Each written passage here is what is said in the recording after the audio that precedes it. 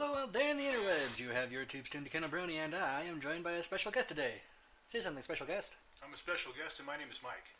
He is short but special, loyal viewers. And you might be wondering what the hell you're looking at. Well, this is Dwarf Fortress.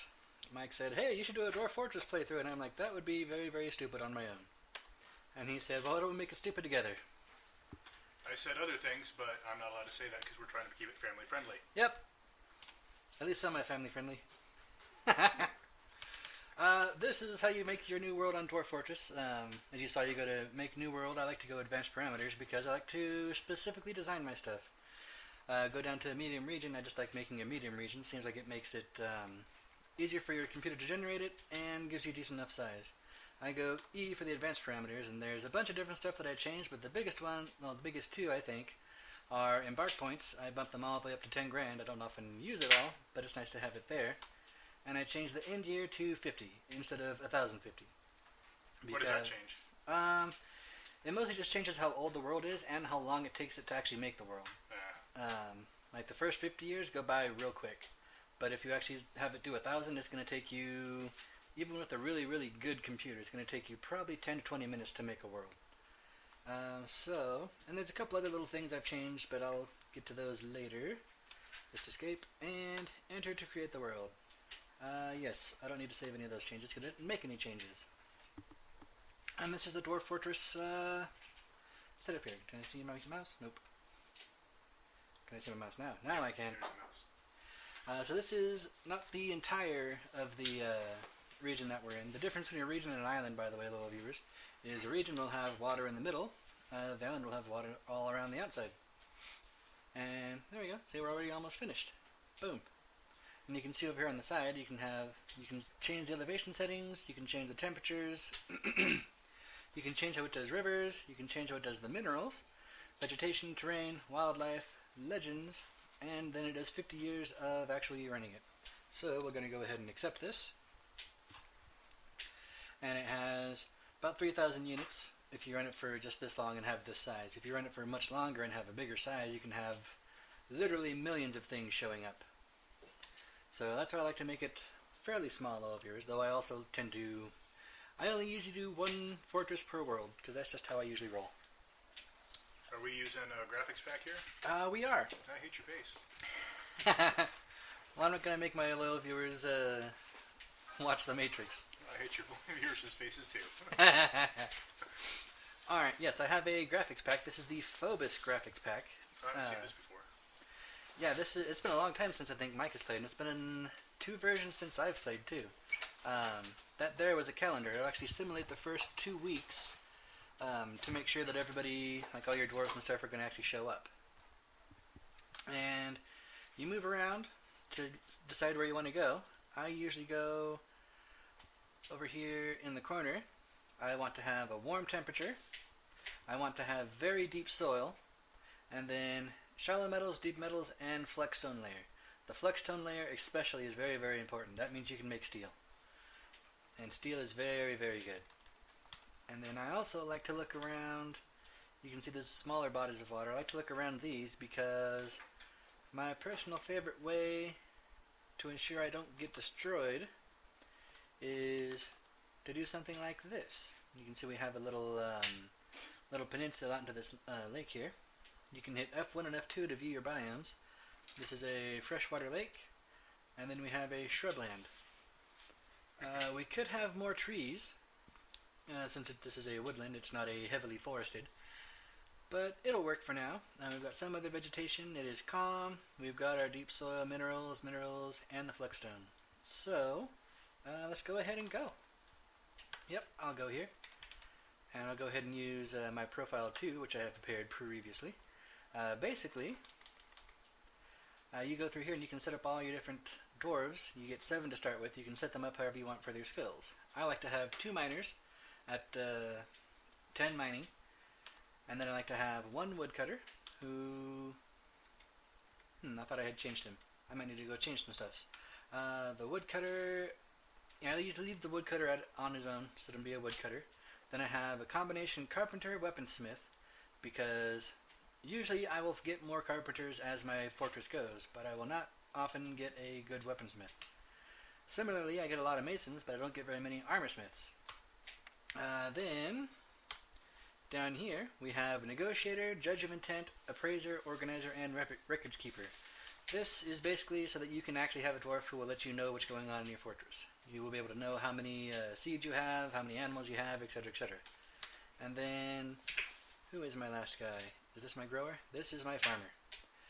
If you want to, I don't usually bother with it, but a good thing to do is have your woodcutter instead also be a grower, because woodcutter and farming are not really all that intensive for long-time use. You're very sporadic. I do. I have my guys go all over the place, because then with this guy you can make him a good soldier, but I'm not going to. That's also a good reason to have a lot of embark points, because it's nice to give your lowly little soldier steel equipment to start with. And then you hit tab to go over to the items. You can go over your items here. You want to make sure that you have at least one copper battle axe, because your woodcutter needs to have an axe. You also need to have one pick for each of your miners. And you also will start with an anvil, some rum and stuff.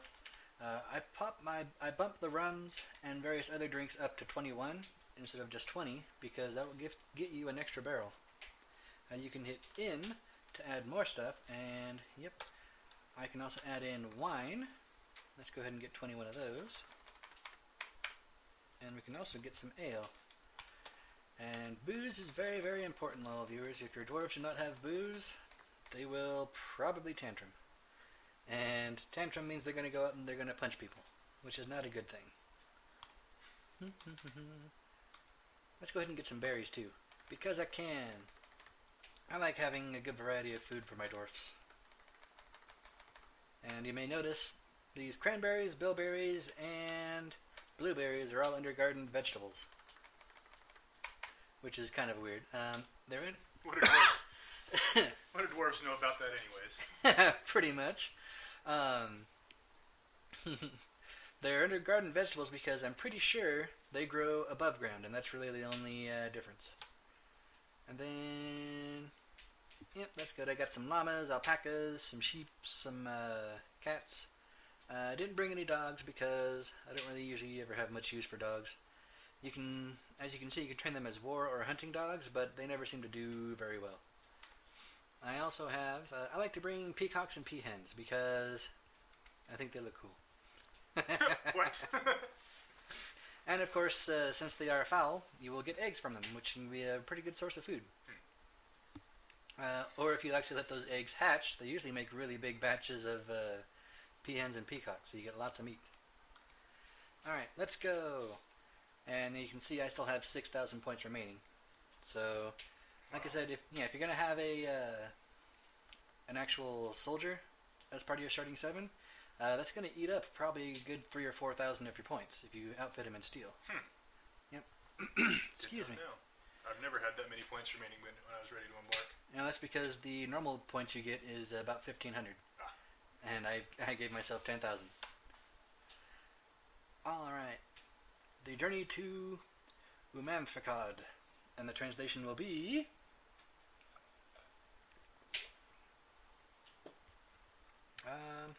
Pretty awesome when we get around to seeing it. Yep, it usually hangs a little bit here while it figures stuff out. Come on, you can do it. You can do it. I believe in you, game. Yeah, it usually hangs here pretty well because there's a lot of information going on behind the scenes in Dwarf Fortress. Oh, there we go. Oh. Wouldn't you like to know what it meant? Yep, that's what happens when you hit enter too many times, loyal viewers. This is your default setup of what you can see over here on the side. You can see your map, you have your shortcuts, and then you have your actual play area. I don't care about the map. But I do care about my little starting area, because you can see we have a little spit of land in the water. So what I'm going to do, just look around a little bit first, I am going to make some channels and basically turn this into an island. And then I'll be able to let caravans and stuff through via a little tunnel, which I'll probably have down here. Alright, so over here on the side you see a lot of shortcuts. One of the biggest one is the designation, so we'll go D, and for the first part we're going to start with H, channel. or as I like to think of it, hole. And that's how I remember it. Now, I'm not going all the way over to the lake right now because if I dug into it, my channel would immediately start filling up and dwarves will start drowning. Which some see as a feature, but I'm not exactly... Yeah, that's basically how I look at it too. I usually actually try to keep my little retards from killing themselves. Well, they're not dirty yet, so you don't need to set up a pressure washer or anything like that. Yeah. Let's see. You can hold... you can move around normally just by pressing the arrow keys, or if you hold shift, you'll move very quickly. And let's see. Helps if you hit the right keys. So is this basically flatland right here? I can't really tell. Yes, this is almost exactly flatland. Let's see, go up from here. Yeah, this is flatland. You can go up and down by, if you hold shift, and you have your greater than, less than, or your period and comma, depending on how you want to look at them. You can go upwards, and this should be something new for Mike. These are trees. Yeah, it is weird. Trees are no longer little single tile things. Trees are big, big things. I don't understand it. Yeah, it looks like I have pretty much normal trees. You can get featherwood, but I don't think I managed to find any here. Alright, where do I want to... Right here? Yeah, that'll work. So you're just going to dig straight down to be to make your fortress then? Yeah, I usually just dig a hole. Diggy hole. Go ahead and do J. Yep, J is a downstair. I'll go ahead and put it... Let's see. Yep, right there will work. I like to do a 3x3 because it just works easily. Just go down a couple of levels. There we go. And over here we have our cart with all our dwarves and animals and stuff. And the disgusting thing is I can tell which animal is which. Like I can definitely pick out the peacocks from the cats, and that actually pisses me off a bit. Oh, there we go. Let's zoom in a little bit so you can really piss Mike off. It's horrible. Look at these graphics. You can actually tell, like this guy. This is my woodcutter. Mm-hmm. And this guy down here, who's hanging out with the cow, that's my carpenter. Uh-huh. Alright, and one other thing. I guess it's one way to play the game. Go down here, we've got designation again, and you go T to chop down trees. And we'll go ahead and get all these trees that are in our way for digging the trench. Let's just get those out of the way. Alright, and you will almost always start off paused. So you hit spacebar to unpause. And now our little dwarfs are going to go do stuff. There goes our miners, digging down. And down here is our carpenter. And you can see here, he'll chop down this tree. It's a really good thing that it starts off paused, because otherwise, while you're figuring out the control, a whole season goes by, and your dwarves are slowly starving to death in their cart. Not that this has ever happened to me. Never. As you can see here, when he cuts down one of these trees, they immediately turn into logs and will fall down, which is very nice because... Oh, I see. Because it used to be, well, it still does, if you try to make a structure that is unsupported, it will collapse and will probably kill dwarves. Get some more trees out of the way here. Are the dwarves in danger of tree falls now? I don't think they are. At least not if a woodcutter takes them down. If something else happens to destroy the support, then they might be in danger. But I've never, although I haven't played a whole lot of this one, I've never seen them have that kind of issue before. Also, right here, looks like we are in yellow sand. Right? Yep, we're in sand. And sand is very, very easy for your dwarves to dig through. It's one of the reasons why I like to have a very deep soil layer, because you can start training your miners really quickly. Awesome, we have all 4 layers. So I like to have, the first layer is my farms. Second layer is going to usually be storage. Third layer is animal stuff. Once you've broken through to one of the caverns, you will actually start growing moss and stuff in these kind of things. And you can have your animals inside instead of out on the surface. And then Usually I'll have one last gigantic layer for farming underground trees. And then we get down into actual stuffs. And that's as deep as we went. What are these? What do we got here? We have cobaltite. Cool. It's a nice little metal. It's not a great metal, but it's better than nothing. And It's so dangerous terrain, huh? yep, it's because I've got a couple of shallow pools that they've dug through. And then you notice I stopped them going through the decently sized pool, and I'll have them dig that out once I actually have the rest of the trench dug, because then that can spread out. Because you can see all these 7s here. 7 is the deepest water can go, and then you have some 1s and 2s over here from those little shallow pools spreading out. And then another very important thing is the stockpiles. P, we need a wood pile.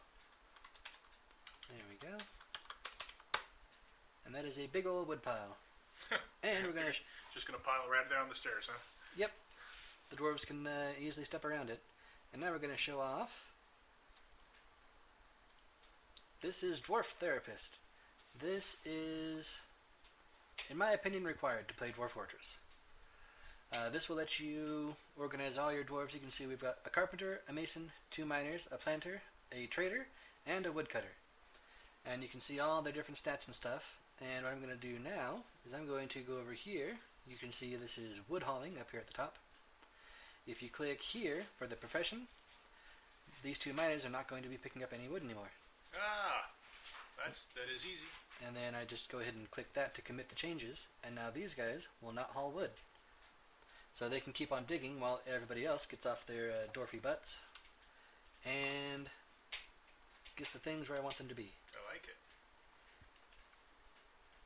And see them go. Go, my little dwarfs, go. Run, grab some wood. Grab some wood. Throw it on the stairs. It's not a hazard. Just gonna go ahead and get all those little bits that were covered by tree last time. And back a little bit. There we are. So this is how I like to start off, and it works well if you're not in a very dangerous starting area. This is pretty much the simplest starting area you can have in Dwarf Fortress, little viewers. This is a neutral area. It can get better if you have a good area, but good areas are kind of difficult to find. And there are also evil areas, which you may have noticed purple splotches on the map when we're looking for a place to start. Those are evil areas, and if you start there, you can run into all kinds of things, like having a zombie, like zombie whales. And really, this has been pretty uneventful for Dwarf Fortress, because by this time, last time I had played a game, I got raided by vultures and they made off with half my stuff. So. Yep, and that's the other thing about having so the surroundings were calm, because there are basically 2 axes for the alignment of an area. There's the good evil, and there's the peaceful and not peaceful. Peaceful and wild, I guess you could call it. And the wild ones is where you get, vultures and keats and other things coming in and stealing all your crap. Which is especially hilarious if any of your dwarves have actually made something, and then they get upset about their something being stolen. And then the tantruming and the, wrist slitting. And the fun. Alright, let's see. Yep, that should be good to go ahead and... Oops. There we are. Go ahead and do that one. Fill them in. Yep. From down to here. And one more. There we are. That shouldn't flood. It should spread out to be all 1s. Because the way the fluid works in this, little viewers, is that 1s will eventually dry up. 2s will not dry up. 7s don't dry up, etc., etc. So if you start hitting, little pools and stuff, if you dig out a big enough area for them to drain into, you'll be fine. So what are you planning on? So this isn't going to be a moat then? It is going to be a moat, but it's not going to do that until I get all of this set up and get all this wood out of the way. I see. And also, I need to get the route for the caravans in here. Alright.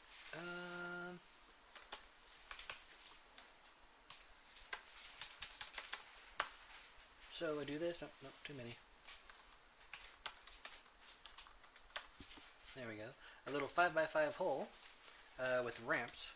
And then once they dig this out, I will do another hole a little bit deeper in, and it will be wide enough for the caravans to come through. So a tunnel under your moat? Yep. Make sure you stock all your goods with nice amounts of carved wood idols and wood toys and everything else that you could think of to piss off an elf, because if we trade with any elves, I'm just going to lose it. But the thing about trading with elves is you can get some really nice critters from the elves. Okay, I'm going to lose it.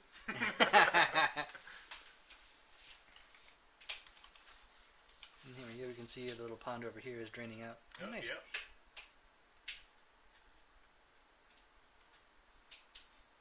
There is one thing about if you start on a lake and you do a moat, because you can either start on a lake to do a moat, like I like to do, or you can also start between two rivers and do a moat.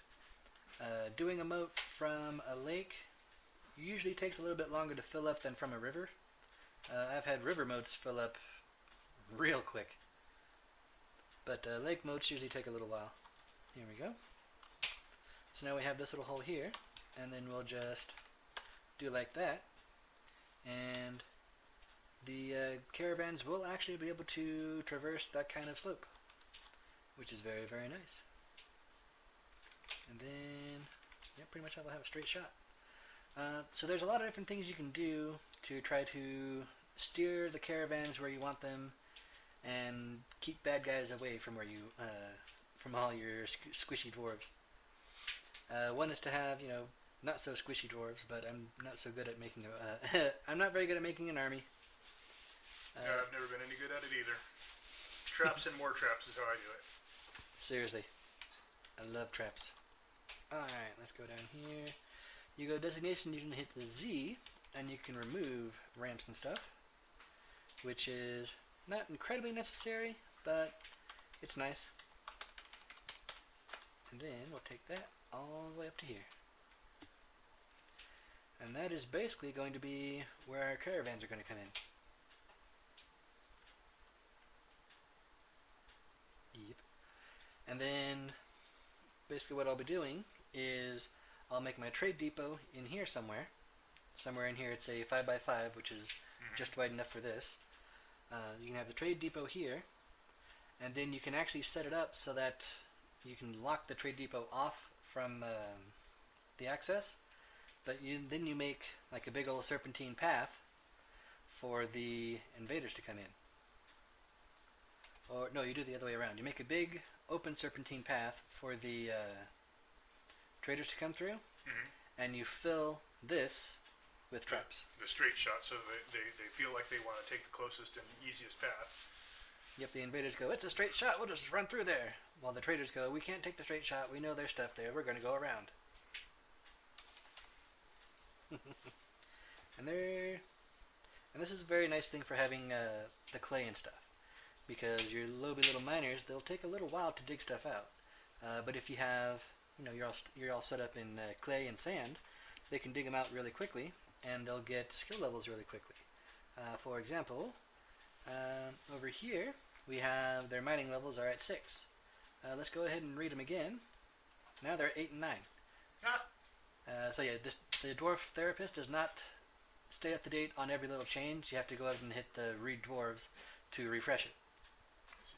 So yeah, the last time we looked here, they had only done a little bit of digging, but now they've done quite a bit of digging. Alright. And for skill levels, they're at 8 and 9. What is that out of? If I remember correctly, 16, maybe 15 is legendary. And then you get legendary pluses after that. Go build. Build is to basically build stuff. B for building. And then you go P for farm plot. I'm going to go ahead and just make, I think 9 little plots to start off with. I usually do a lot of small plots instead of one gigantic plot, because in my experience, especially if you have a decent variety of things, you're going to have more than enough food for your dwarfs. And, wrong button. Which is, overly extravagant in my opinion. If they're doing anything but eating mushrooms, then I think you're pampering your dwarves a bit. They should lead short, brutish lives stuffed with mushrooms, and then they should tantrum and die, which is the only proper way to play this game. But I'm not at the helm. Yep, because he has told me multiple times that if he was at the helm, they would already be dead. Well, that is the fun, right? Yep. Alright, I'm going to go ahead and cut out here for a moment, little viewers, and check on the recording time, and then we'll see what's up. So, back in a moment. And we're back, little viewers, and I think we've got just enough time to show you how to actually get your dwarves to plant stuff. Because now our little plots are finished, but nothing is growing in them. So you got to go Q, and you'll bring up this, and Q is how you look at stuff and you actually set things to be made. So right now, for underground, we have 3 things. We have dimple cups, we have plump helmets, and you use plus and minus to move around on the side over here. You have quarry bushes, and you have sweet pods. And the mushrooms that Mike was talking about is the plump helmets. Plump helmets are... they're kind of dirt apples, I guess you would call them. At least that's how I've always thought about them. That sounds about right. And you can use them to make alcohol. And then... So what is a dimple cup? I could see that being a mushroom too, but I don't know. The dimple cups actually make dye. They make blue dye. The quarry bushes are basically cabbage. Oh, okay. And the sweet pods are kind of like peas, but I believe they act basically like sugar beets or sugar cane, but underground. And then there's also more stuff. If you go over here in B, there's also cave wheat and pigtails, but that's for the next season. I don't usually go and set up all the stuff all at once. And now we should be having our farmer coming down the stairs. Yep, there he is. And he is planting a quarry bush because he's a silly dwarf and does not know that plump helmets are the good stuff. It also looks like all of our wood has been gathered. And we've got our way out. Alright, let's go ahead and do this. One thing you may notice is I'm not just doing the entire thing here, because almost always the dwarf will start here and then won't be able to get the rest of them. So designate your things specifically, and your dwarves will not have a chance to be as stupid as they can be. Because they can be very stupid. Oh, yeah, they're basically suicidal. They showed up here because they have nothing going on for them in the mountain homes. Suicidal is a good way to describe some of the dwarves, too. Sometimes it's they are purposely trying to misinterpret your orders to kill themselves. Then like, tear down this structure. Okay, boss, I'll tear down this piece that I'm standing on of this gigantic structure. Ah! Alright, dwarves, I'm going to leave for a bit. I want you to go ahead and take care of yourselves. Oh, take care of us. Okay, take care of ourselves? Right away, boss. I said take care of him, not take care of him. Can't hear you. Pull the lever now. Alright, and with our remote filling, that's going to do it for this episode, loyal viewers. What have we done? We've dragged 7 retards out into the wilderness. And we'll see if we can keep them alive. So, until next time, I'll catch you on the flip side. Any parting words? Yep, bye! Bye!